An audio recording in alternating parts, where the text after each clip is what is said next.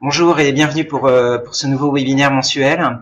Voilà, donc désolé pour ne pas avoir pu le réaliser la semaine passée en raison de contraintes techniques importantes. Tout est rentré dans l'ordre et on va pouvoir s'intéresser à la situation du marché parisien, des secteurs qui nous semblent intéressants dans le contexte actuel et des valeurs préférées au sein de ces secteurs.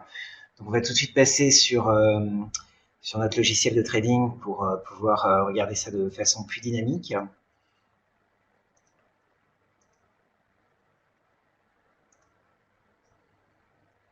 Voilà, en confirmant que c'est bien OK. Très bien. Alors, bon, donc on va revenir sur la situation globale sur le CAC 40, avec configuration qu'on retrouve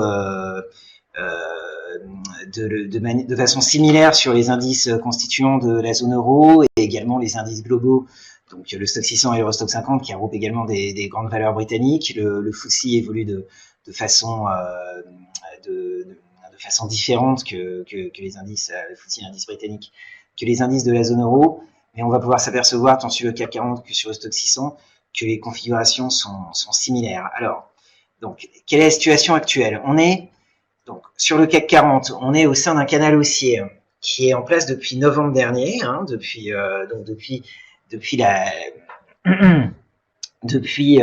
donc le point bas de novembre dernier, qui était le point bas atteint après la forte poussée haussière qui a suivi l'élection de Donald Trump. On a eu ensuite les résultats des élections du référendum en Italie, qui a définitivement pu valider la poussée haussière qu'on a connue sur l'indice CAC 40 et sur les indices européens. Fin avril, on a eu donc dans le courant du mois d'avril une consolidation liée aux anticipations, au manque d'anticipation sur le résultat du premier tour de la présidentielle, puis ce gap haussier du 24 avril qui a suivi le résultat du premier tour de l'élection présidentielle, donc très important. Voilà, ensuite il y a une poussée haussière très forte sur l'indice, avant un point haut qui a été atteint le 8 mai dernier, des tops qu'on retrouve sur pas mal de valeurs, avant le début d'une phase de consolidation dans laquelle nous sommes toujours. Donc, l'indice est toujours au sein de ce canal haussier.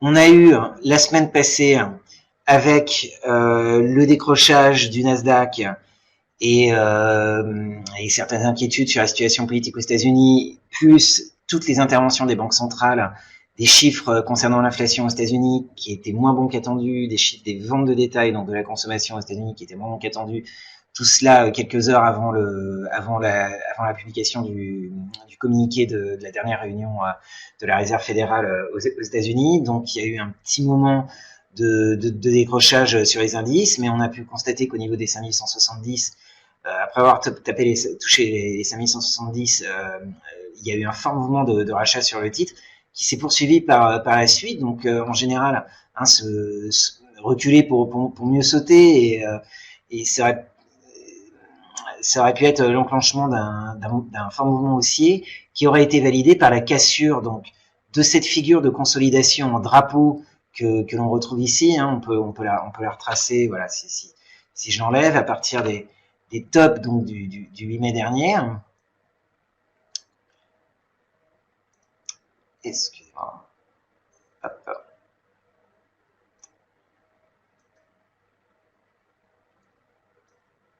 Voilà, on peut retracer grossièrement ici.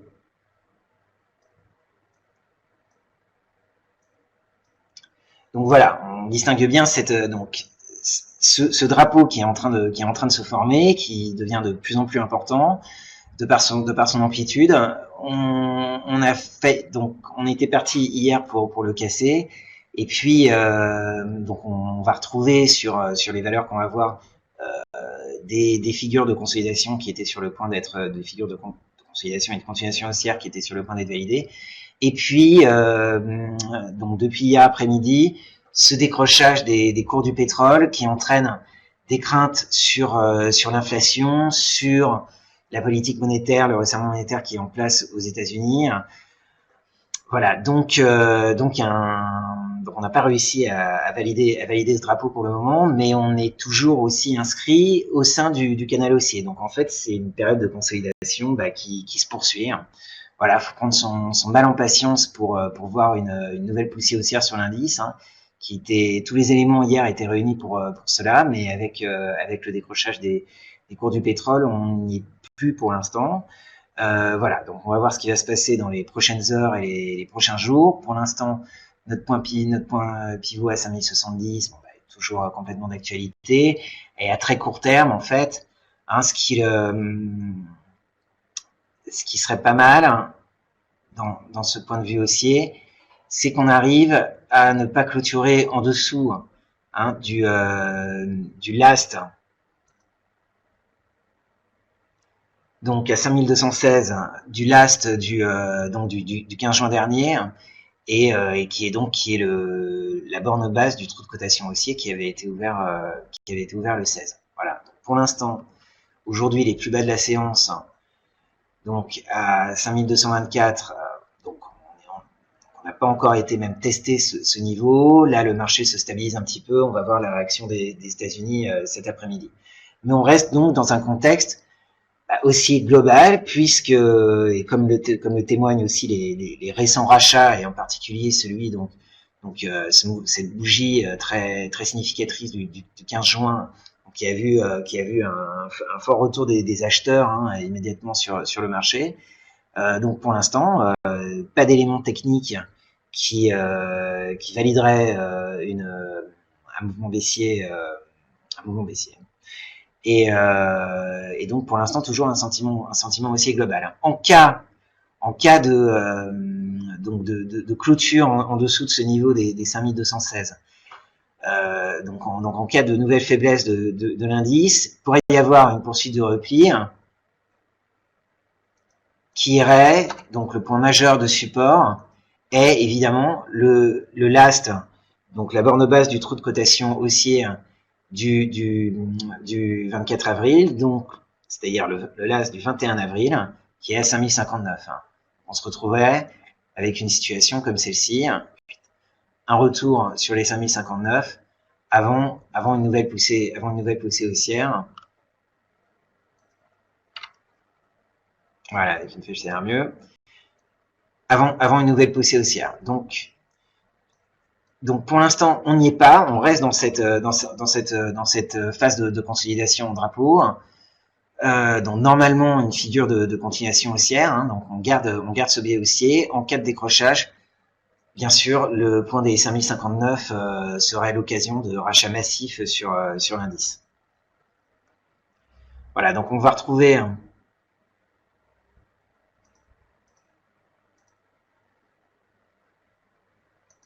cette situation sur le stock 600.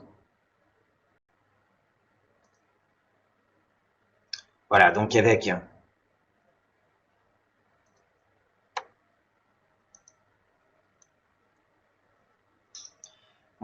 cette forte poussée haussière à partir de décembre.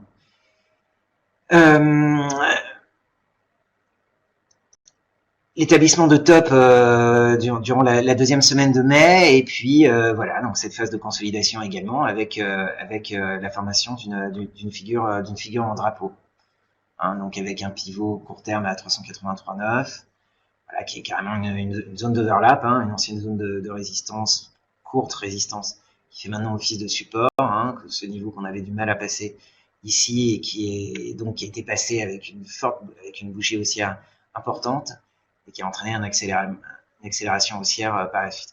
Voilà, donc la situation, elle est simple d'une certaine façon. Il faut attendre la validation de ces figures de continuation haussière, donc une clôture au-dessus de cette figure pour pouvoir valider une poursuite de la hausse par la suite. Donc on est toujours là dans cette période qui est pas évidente pour les intervenants d'hésitation. On avait tous les éléments qui étaient réunis cette semaine pour le faire, puisque donc la semaine passée, il y avait énormément d'événements économiques. Voilà, ça avait tenu, donc on pensait que cette semaine serait une bonne semaine pour une accélération haussière des indices, mais la chute des cours du pétrole revient mettre ceci en cause. Quoi qu'il en soit, On a pu identifier des secteurs qui sont porteurs actuellement, et donc on va les regarder, et puis au sein de ces secteurs, on va voir quelles valeurs nous semblent bien jouer dans le contexte actuel. Alors le secteur un peu préféré actuellement, hein, c'est le secteur de la construction.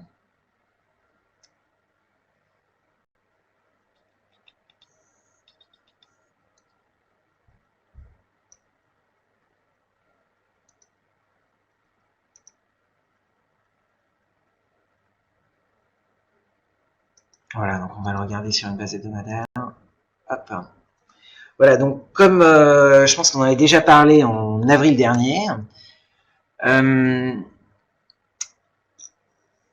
il est sorti à la hausse d'une large figure de consolidation qui était en place depuis février 2015. Voilà, donc la validation de cette figure, le mouvement haussier qui est effectué suite à la validation de cette figure se poursuit sur une tendance nette avec donc des éléments de soutien de tendance qui sont les moyennes mobiles à 20 et 50 semaines. Donc un premier support qui peut être un stop glissant qui est constitué par la moyenne mobile à 20 semaines et un autre qui est constitué la moyenne mobile à 50 semaines, configuration que l'on va retrouver, qu'on retrouve sur pas mal de secteurs. Voilà, donc une montée saine de l'indice de la construction. Au sein de celui-ci, donc on aime toujours Vinci, qui est sorti d'une figure de continuation haussière en biseau descendant, voilà, mais qui se heurte à cette résidence des 80 €, qui a toujours pas été dépassée en clôture. Elle a été dépassée en touch hier et lundi, mais pour l'instant pas de clôture au-dessus de ce niveau. Alors donc, étant donné l'accélération à la baisse en intraday aujourd'hui, donc on a préféré pas prendre de risque sur la valeur qui était dans nos positions en phare et prendre nos bénéfices sur cette position. C'est des produits qui ont une volatilité forte et voilà. Donc on a préféré prendre nos gains sur ceci, mais ça remet pas du tout en cause notre opinion sur la valeur dans une optique bon, là on parle vraiment d'une variation intraday, donc même sur une base quotidienne, mais on a un élément voilà, technique qui se présente à nous et qui sont la résistance à 80 €. Donc il faudra dépasser cette résistance pour de nouveau se positionner sur le titre. Donc, je pense que ça ira avec aussi une stabilisation des indices. Mais quoi qu'il arrive, on voit le comportement de celle-ci par rapport aux indices de la zone euro. Il y a clairement une surperformance du titre, qui est aussi alimentée par un news flow qui est très favorable et qui l'est depuis la publication des résultats annuels qui avait vraiment été très bonne, et donc qui se poursuit dans un contexte quand même de croissance globale assez important. On peut d'ailleurs souligner la dernière publication de l'INSEE concernant la croissance hier, et en particulier donc la croissance en France, qui est vue par l'INSEE à 1,6% en 2007 contre 1,1% en 2016. Donc par rapport aux années de vache maigre quand même qu'on a connues depuis une décennie à ce niveau, il y a quand même des perspectives de croissance globale qui sont quand même bien meilleures, et donc pour ce type de valeurs qui sont vraiment qui constituent un facteur très positif. Voilà, donc sur le côté des indicateurs techniques, on pourrait aussi regarder cette zone de support sur le RSI, qui devrait quand même maintenir les cours dans leur mouvement ascendant. Alors voilà, en cassure de cette zone de support sur le RSI, bon, il y aura une accélération baissière à craindre par la suite. Donc Vinci, en cas de clôture au-dessus des 80 €, je pense qu'on reviendra sur un produit dérivé sur la valeur, et puis peut-être une prise de position dans le portefeuille. En ce moment, les lignes sont occupées sur le portefeuille.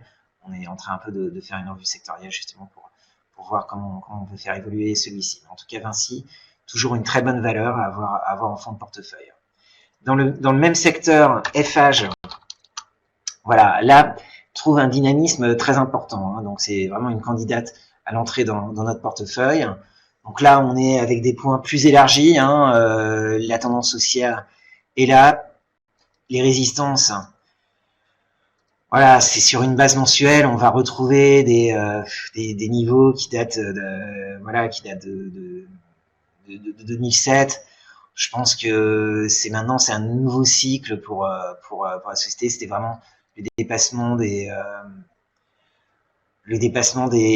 72. Bon, et ce gap en avril, donc on retrouve suite au premier tour de l'élection présidentielle.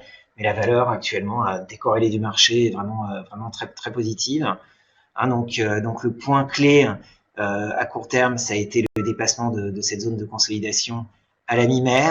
Et puis là, elle surperforme le marché avec une note d'analyse de Goldman Sachs publiée aftermarket hier aux États-Unis, à minuit en France, qui recommande la valeur achat fort. Donc ça redonne du dynamisme aujourd'hui à la valeur qui surperforme le marché et donc qui est une candidate très sérieuse à notre entrée, à l'entrée dans notre portefeuille.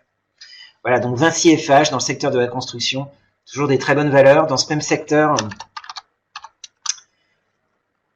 excusez-moi, dans ce même secteur,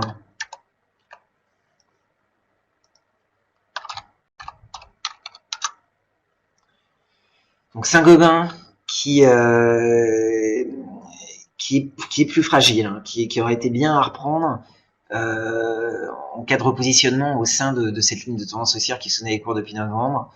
Bon, là, il y a un léger décrochage avec le repli d'aujourd'hui, donc pour l'instant, on reste à l'écart. Mais dans les semaines à venir, si ça revient bien, ou dans les jours à venir même, peut-être la semaine prochaine, voilà, je pense que Saint-Gobain pourrait effectuer un bon retour. On n'y est pas pour l'instant. Là, c'est plutôt donc Vinci et FH qui sont vraiment les valeurs préférées dans ce secteur. Au sein du secteur de la chimie, hop, les chemicals. Voilà, donc pareil, pas de danger à court terme, une tendance haussière saine qui se poursuit sur l'indice.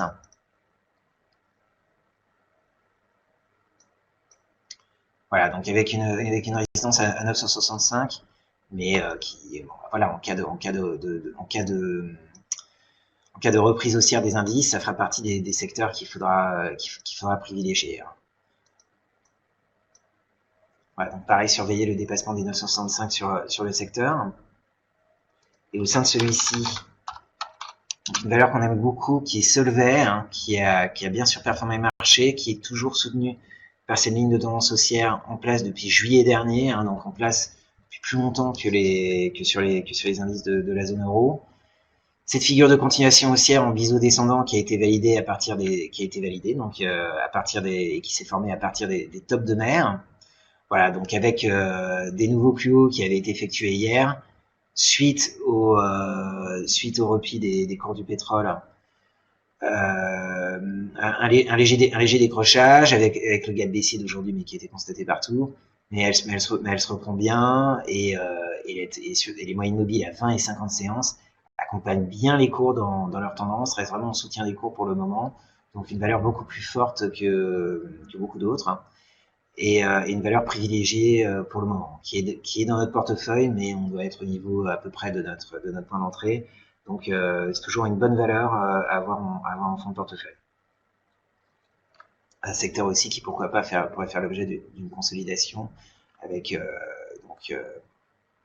peut-être des fusions à venir entre les acteurs du secteur.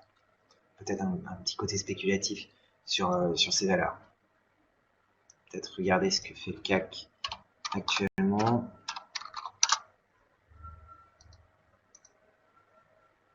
Voilà, donc ça serait, on constate que les indices se rachètent un petit peu. Il va bien falloir surveiller cet après-midi le comportement des indices américains. Voilà, donc Solvay, valeur préférée dans le secteur de la chimie, qui reste un bon secteur. Alors un secteur qui surperforme complètement en ce moment, qui peut être intéressant, c'est le secteur donc du food and beverage. Voilà, on va se baser sur une base hebdomadaire. Ok, avec donc cette figure, donc je pense pas qu'on l'avait vue lors de notre dernier webinaire, puisqu'elle a été validée début mai. Donc sur l'indice, c'est une large figure de continuation haussière en drapeau, qui était en place depuis décembre 2015, qui a été validée. Donc pour l'instant, donc le biais haussier se maintient suite à la validation de cette figure. Mais comparé à l'amplitude de la figure, on peut pas du tout dire qu'on ait atteint les cibles qui sont naturellement mises en place après la validation d'une telle figure. Donc il y a un potentiel de hausse qui est très important sur cet indice. Hein. Donc, on peut constater sur les indicateurs techniques hein, la rupture d'une ligne de tendance baissière sur la RSI suite parallèlement à la validation de cette figure. Donc en tout cas par rapport à l'amplitude de cette figure, on n'est pas du tout encore sur les cibles qui peuvent être attendues. Contrairement à ce qui pouvait l'être, voilà, donc le secteur de la construction. Donc je ne dis pas du tout que la hausse est terminée sur le secteur. Hein. C'est vraiment notre secteur préféré actuellement. On constate bien hein, même une amplitude moins forte par rapport à la figure qui a été validée. Hein. Donc par rapport à l'amplitude de cette figure, on peut attendre une poussée haussière importante sur le secteur, hein, secteur qui est aussi porté par les perspectives de croissance globale dont je mentionnais tout à l'heure. Donc au sein de celui-ci, alors on a aussi des spéculations hein, sur des consolidations au sein du secteur, spéculations qui ont pu alimenter Danone. Voilà, lors des précédentes séances. Hein. Bon, avec aujourd'hui un retour, mais la poussée haussière du titre hein, était clairement liée à des notes d'analystes qui faisaient état d'un possible rachat du groupe par des acteurs américains du secteur.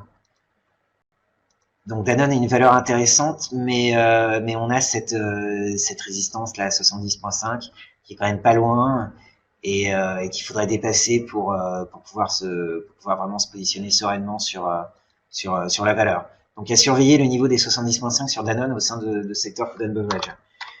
En revanche, Pernod Ricard est vraiment dans un établissement de nouveau plus historique et une configuration de hausse saine, voilà, donc il peut être une belle valeur de fonds de portefeuille. Hein.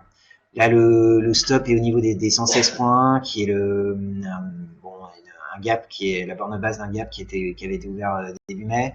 Et on peut aussi regarder la moyenne mobile à 50 séances hein, qui soutient bien les cours, donc qui peut être un niveau de stop un peu plus près. Et bon, aussi également, on n'est pas sur des degrés de pourcentage qui sont extraordinaires pour cette valeur. Donc le niveau des 116 points est pas mal actuellement et en tout cas constitue le plus fort support de façon actuelle. Et ensuite on retrouve d'autres supports nets à 100.7, 106.7, des niveaux techniques de par leur nature qui sont les témoins d'une hausse saine sur les titres. Voilà, donc Pernod Ricard, valeur préférée actuellement en food and beverage. Danone en dépassement des 75. Et Pernod Ricard actuellement qui est une valeur sympathique à avoir dans le contexte de consolidation des marchés. Autre secteur, alors là on va arriver sur des configurations hein, qui vont nous rappeler celles des indices actuels. Donc on va quand même en parler. Un secteur qu'on aime toujours, c'est celui de la technologie. Et au sein de celui-ci, on va s'intéresser à Capgemini. Voilà, donc cette figure de consolidation qui avait été dépassée au début de l'année, cassée à la hausse au début de l'année, hein, une figure de consolidation en triangle, donc avec une forte poussée haussière ensuite. Il y a eu ce décrochage la semaine dernière suite au repli du Nasdaq, hein, où les investisseurs américains avaient peur de valorisation trop élevées entre guillemets pour leurs stars, Amazon, Google, Alphabet, pardon, Facebook, etc. Apple.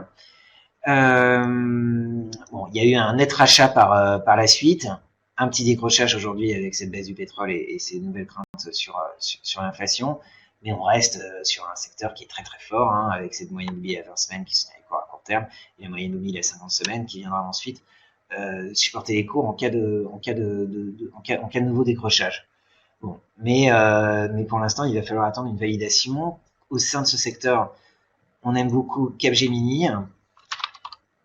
Hier, nous étions donc sur la validation d'une figure de continuation haussière en drapeau, comme on a pu le retrouver sur le CAC 40, comme on a pu le retrouver sur le Stoxx 600.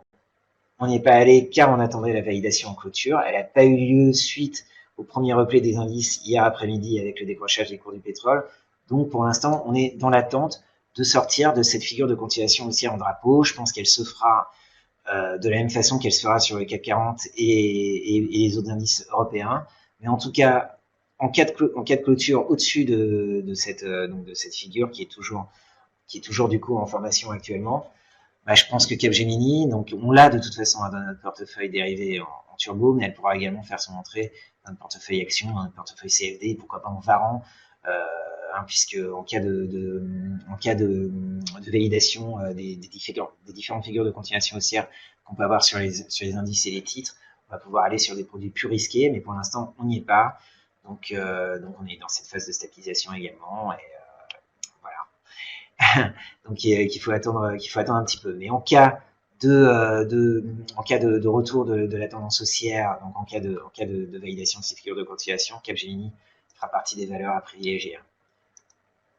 Voilà, et au sein du secteur de l'industrie, toutes ces configurations, vous pourrez les retrouver dans le PowerPoint qui sera mis à votre disposition suite à cette conférence. Voilà, donc au sein du secteur de la construction, donc sur le secteur de l'industrie, excusez-moi, sur le secteur de l'industrie, donc nous étions également sur cette phase de consolidation. Donc là, on était sur une figure de consolidation en triangle symétrique qu'on a cassé à la hausse avant-hier, avec une première accélération hier, mais un retour avec ce repli des cours du pétrole. Donc on est revenu dans la figure. Et voilà, donc il va attendre falloir une cassure nette de cette figure pour pouvoir se positionner sur des valeurs qui sont intéressantes dans celle-ci, et au premier chef d'entre elles, Airbus, qui voilà, donc qui avait cassé cette figure de consolidation également en triangle, et qui est revenu ce matin au sein de cette figure. Mais le moment où on se parle, je pense que les configurations, c'est en train de se racheter un peu sur les indices. Voilà, donc je pense que il va bien falloir regarder la session aux États-Unis aujourd'hui, mais là à la mi-séance, on a un peu de rachat. Voilà, configuration classique à ce moment de la journée. Vraiment être prudent là par rapport à ces configurations. Donc dans le contexte aussi actuel, on constate donc une surperformance de l'indice de la construction et des valeurs de la construction comme elles ont pu l'être illustrées par les configurations qu'on a pu voir sur Vinci et FH. Donc FH actuellement, je pense vraiment que c'est très très bien, décorrélé par rapport au marché, et qu'elle vit sa vie de façon très très stable. Solvay montre une très bonne résilience, donc avec sur un point d'entrée intéressant. Je pense que Pernod Ricard agit aussi de façon décorrélée. Et puis donc en cas de reprise de la tendance haussière, on va revenir sur des valeurs à bêta plus importantes, donc qui pourraient être Capgemini et Airbus, que l'on aime beaucoup actuellement, mais dans une reprise de la tendance haussière, dans une validation et des figures de consolidation qu'on voit actuellement. Voilà, donc je vais maintenant de ce petit interlude pour vous rappeler que par rapport à pas mal de questions qu'on peut recevoir de la part des abonnés à tradingcentral.fr,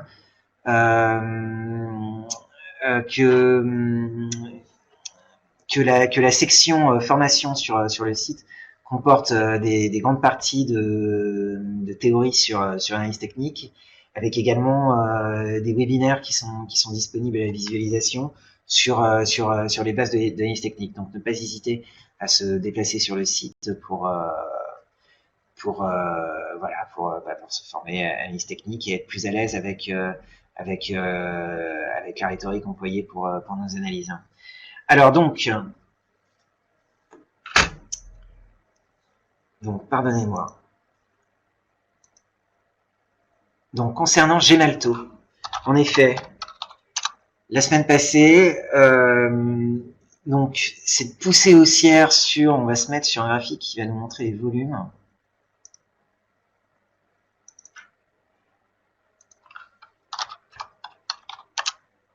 Voilà. Donc cette poussée haussière, nous étions donc le 14 juin, qui a permis à court terme donc la cassure de cette ligne de tendance baissière qui était en place après le rebond technique qui avait suivi l'important trou de cotation haussier de fin mars. avec des très forts volumes, donc qui a été lié à des spéculations sur des rumeurs d'OPA sur ce groupe. Voilà, donc elles ont... Enfin, c'est pas que ça s'est dégonflé par la suite, hein, le groupe n'a pas infirmé ces rumeurs, il a simplement dit que sa politique était de pas commenter les rumeurs, mais en tout cas on est toujours au-dessus de cette ligne de tendance qu'on pourrait prolonger là. Voilà, c'était en cassure des 52,9, donc actuellement j'ai mis en point pivot sur cette valeur. Donc cette phase de pullback au-dessus de ce niveau pourrait être un point d'entrée intéressant dans la perspective de jouer ces rumeurs sur le titre. Donc là c'est à vous de voir la façon dont vous allez faire, mais en tout cas il y a quand même eu un petit événement technique suite à ce mouvement haussier. Hein, et encore une fois, on est dans des très forts volumes, donc il devrait quand même maintenir le titre à un certain niveau, donc autour des 53 euros, c'est pas mal. Hein. Voilà, donc cette phase de pullback qui pourrait constituer un point d'entrée intéressant sur le titre. Donc il y a eu un événement technique là-dessus, donc oui, quelque chose à surveiller, j'ai tout. Donc sur Altran, effectivement, qui est dans le portefeuille depuis un petit moment. Donc on teste actuellement cette ligne de tendance haussière, voilà, qui avait été testée également lors de la séance du 13 juin. Donc je pense que le niveau des 15,65 est très important. Et donc c'est vraiment celui-ci qui joue. Hein. On avait pu constater que qu'il y avait eu un fort retour des flux acheteurs sur ce niveau. Donc oui, c'est toujours une bonne valeur. Pour l'instant, on la garde. Je pense qu'on attendra un nouveau test des 15,65 euros pour s'en séparer. Voilà. Donc toujours valable. Vous n'avez pas d'autres questions? Voilà, donc je peux donc juste vous rappeler la situation actuelle qui est cette poursuite de la consolidation sur le CAC 40.